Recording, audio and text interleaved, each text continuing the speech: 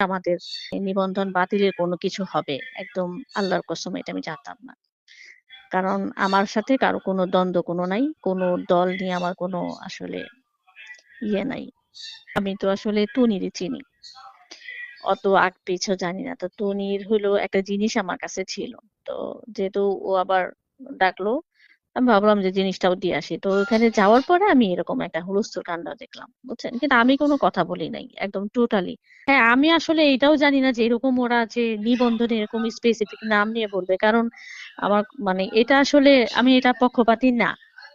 আমি জানলে আসলে যেতামও না। তো এটা ভুল হয়ে গেছে আরকি আসলে কি করব। ওরা তো ধরেন আবার আন্দোলন রিড করবে, এই করবে, সেই করবে। আমাকে তো যদি ডাকে আমি যাব না। এইটা হলো মাথায়।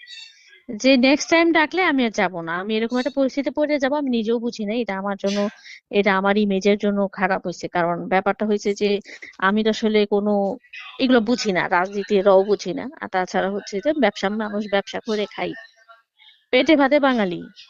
বুঝছেন? দিন আনি দিন খাই। এই টাইপের মানুষ। তো আমার আসলে ওগুলা নিয়ে কোনো ইন্টারেস্ট নাই। উদ্যোক্তা হিসাবে সত্যি কথা তনিরে পছন্দ করি। আমি শুধু তনিরেই চিনি। নীলা আশরাফি বা ওখানে আর কে কে ছিল আমি চিনি না।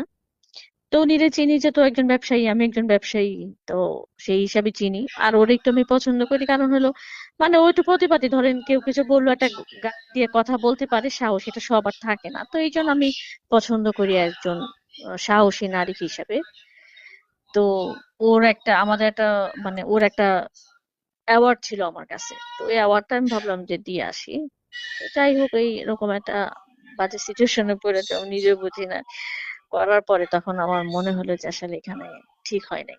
একেবারে আল্লাহর কসম এটা আমি জানতাম না। আমি জানলে মোটেও যাইতাম না। কারণ কেন আমি যাব? তাই না? কারো কোনো দলের তো সাথে আমার দ্বন্দ্ব নাই।